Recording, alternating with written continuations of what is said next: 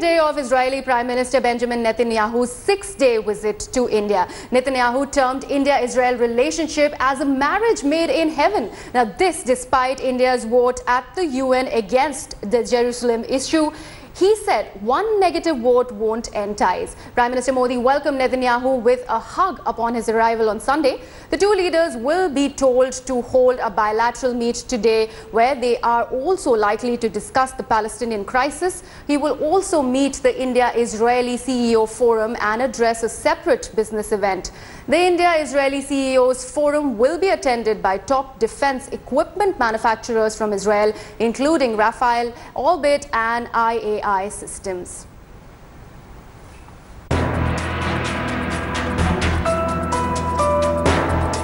Hugs, handshake and optics. Modi Bibi Bonhomie in full show. Prime Minister Modi today broke protocol to receive his Israeli counterpart and his wife Sarah at Delhi airport, rolling out the red carpet for the visiting Israeli Prime Minister.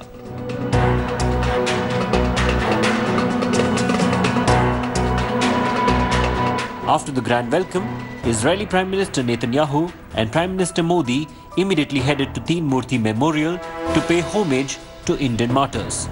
They honoured Indian soldiers who made the ultimate sacrifice during the Battle of Haifa over a century ago. Ahead of today's ceremony, Delhi's Teen Murti Chowk was formally renamed as Teen Murti Haifa Chowk.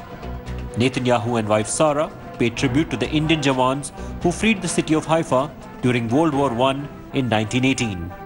It's a win-win kind of visit because I'm sure that we will see a lot of cooperations and MOU signed between the two countries, in addition to the fact that so many businessmen are accompanying Prime Minister Netanyahu in his visit, and this could actually result in additional cooperations on the business sector. Later in the evening, the Israeli Prime Minister met External Affairs Minister Sushma Swaraj and then attended a private dinner hosted by Prime Minister Modi himself. Israeli Prime Minister Benjamin Netanyahu is on a six-day visit to India.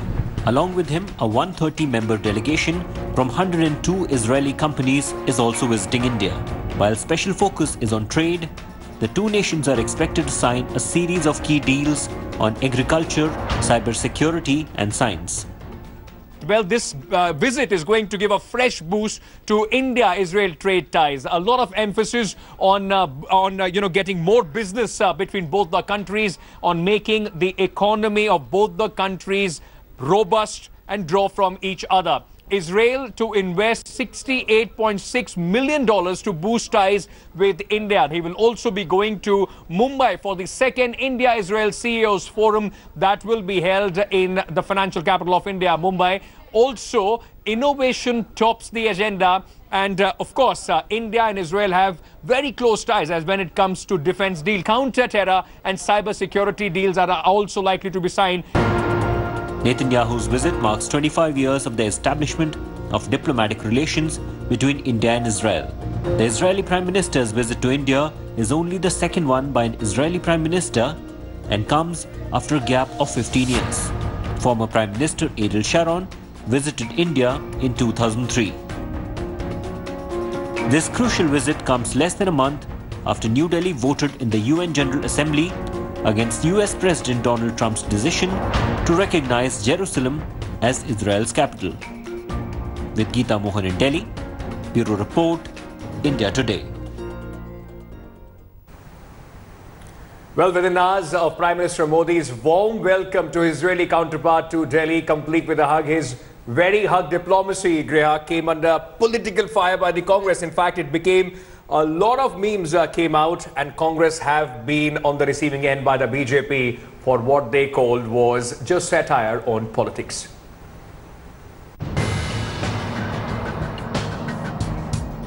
The trademark Modi hug, a warm handshake, and a celebratory gesture with both leaders clasping their hands to raise it in unison. Prime Minister Modi left no stone unturned to make his friend and Israeli counterpart Netanyahu feel right at home. Taking a leaf out of Netanyahu's book, Modi set aside protocol to personally greet his friend at the airport, sealing it with a bear hug as a gesture of welcome. But it was Modi's warm hug that raised the political heat. Congress quickly dubbed Modi's personal touch to diplomacy as hug-plomacy. Prime Minister's job is not foreign policy. For the Prime Minister is to provide leadership, and he has not provided leadership. It has borne no results. Expectedly, Congress's meme on Modi's awkward hugs didn't go down well with the BJP.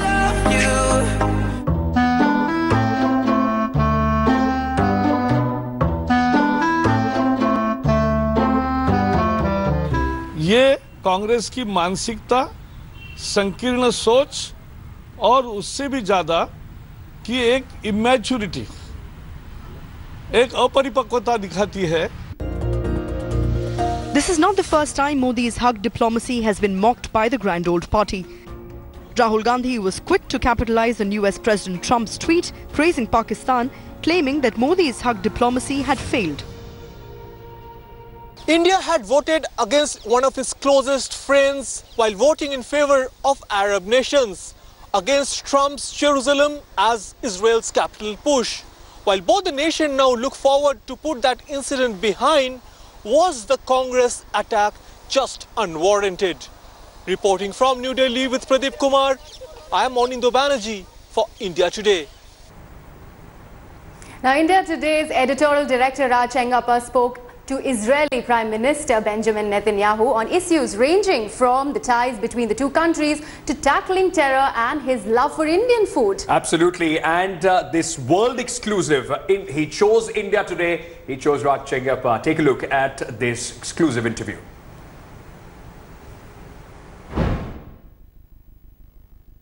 I think, first of all, there is a special relationship between the countries. There is a special relationship between the people. And there is a special relationship between leaders. I respect Prime Minister Modi as a great leader. I think that our partnership can do a lot of things. I just said to the Foreign Minister that the partnership between Israel and India is a marriage made in heaven but consecrated on earth. Tighten the cooperation for in various technological areas, especially agriculture, but also in all the other areas that are changing the world, in satellites and drones, drones for agriculture. Can you imagine this? Can you imagine? I mean, this is what Israel can do for the Indian farmer. You put a drone in the sky, you have big data information, and you photograph the field, and then you direct the water to the level of the individual plant. Well, look, I don't think one vote affects the general trend, and you can see it in many other votes and in everything, in the visits that we have here. I said I wake up in the morning and I look to the right, you know, like this. And when I look east, I see the first democracy I see is India. And I think when Mr. Modi wakes up in the morning, does a yoga exercise, looks left, the first democracy he sees is Israel. This is a grand partnership. What is it that you like about Indian food? Marsala, that's it. I love it. That's your favorite. That's it. I know I love Indian food, and I said that I think on the first date I took my wife out, I took her to an Indian restaurant.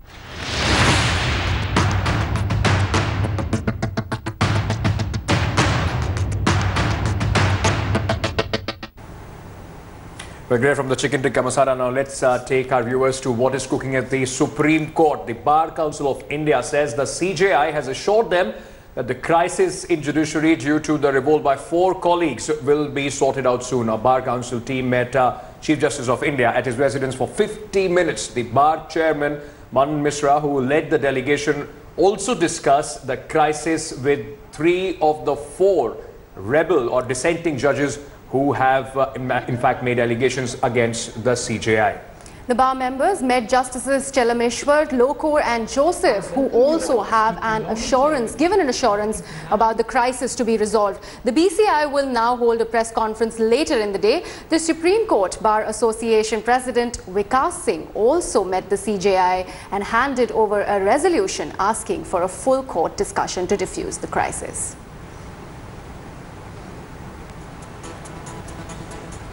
Controversial Congress leader Shashi Tharoor has stoked a fresh row again after he liked a tweet from Pakistani Foreign Minister Khwaja Asif. Asif had threatened India after Indian Army Chief Bipin Rawat commented on the threat from China and Pakistan, and more particularly on the nuclear might of Pakistan. Well, Tharoor liked a tweet in which Khwaja Asif had issued a nuclear threat. BJP spokesperson Amit Malviya has now taken on Shashi Tharoor and mocked him. In fact, Malviya took to Twitter and wrote, and I quote, "Shameful to see Shashi Tharoor liking tweets by Foreign Minister of Pakistan insulting India's army chief. But then that is expected of Congress leader." All right, for the first time after taking over as the president of Congress, Rahul Gandhi will visit his Lok Sabha constituency of Amethi today. Ahead of his visit, posters appeared in Amethi's Gauriganj depicting Rahul, and trust me, Griha, when I say this, as Lord Ram and Prime Minister Modi as Ravana. The BJP is seeing red over the poster and says that the Congress has stooped to a new low. But the Congress leader Abhay Singh, who reportedly was the brain behind the poster, has defended the move. The Congress chief is likely to hold a roadshow at nearly 7 places in Amethi during his 2-day visit. He will reach Salon via Raebareli at around 12:30 p.m. and address a public rally. From Salon, he will proceed to Amethi and then go to Munshiganj guest house. 60 वर्षों से अमेठी के लोग कांग्रेस के शासनकाल में जब से यहाँ पे सांसद हुए, एमपी हुए, प्रधानमंत्री तक बनाया गया, शोषित होता रहा, उपेक्षित होता रहा, विकास की गति रुकती जा रही। आज ये पोस्टर्स दिखा के किसी भी तरीके का न्याय जो है कांग्रेस के साथ ऐसे लोग नहीं कर रहे हैं।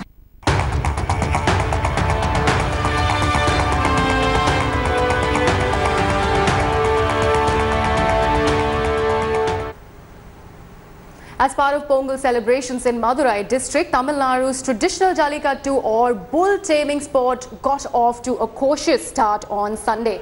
And today the controversial rural sport will be organized at Palamidu near Madurai. Hundreds of tamers enjoyed taking part in the Heritage Festival on Sunday, and the price ranged from a small steel vessel to a motorbike depending on the health and age of the bull. Under fire from pro-animal rights organization, the Jallikattu committee, along with the district administration, remained alert. Chief Minister OPS and his deputy EPS are also scheduled to attend an event in Alanguru tomorrow.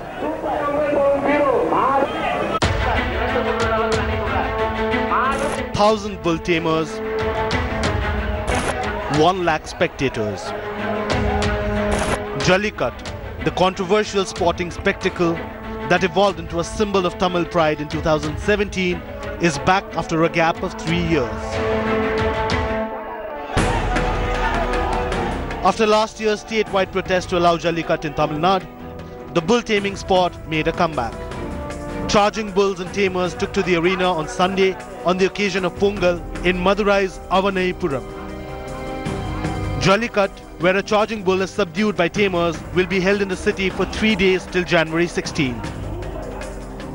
Around 1,000 bulls and 1,000 tamers have been registered, and LCD screens have been put in for onlookers who cannot go close to the playing arena. Around 50,000 to 1 lakh people have assembled here in Madurai district in the last 1 week in the run-up to the Jallikattu event itself. It's a 3-day event starting from today. Will end on the 16th, which is the final day, and the Chief Minister of Tamil Nadu is expected to likely to be a part of Alanganallur Jallikattu and will flag off the event that day.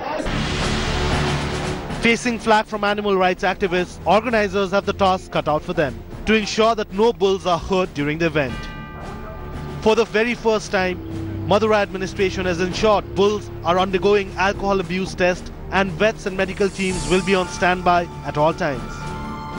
For the first time in the history of Jallikattu, the veterinary doctors are checking for alcohol content in the bull's blood, because pro-animal organizations and other PETA and other such organizations have always complained about the owners of the bull giving alcohol to the bull. We made all the arrangements in accordance with our government of Tamil Nadu rules and regulations. Before issuing that token, the local veterinary surgeons should certify that the bull is fit for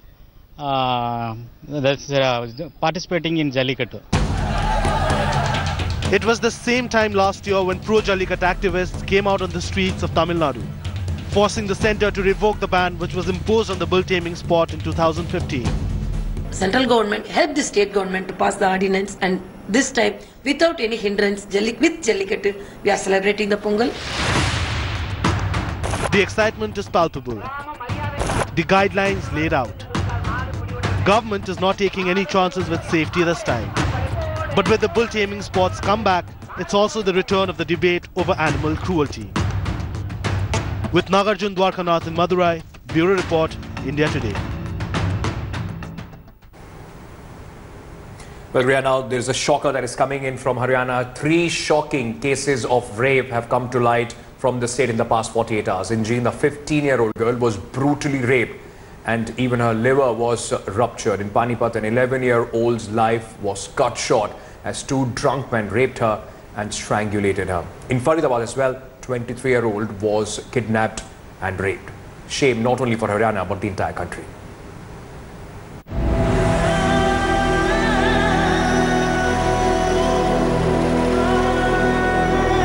Unsafe Haryana exposed yet again. 3 women raped in 48 hours. 3 shocking crimes sending shocking waves.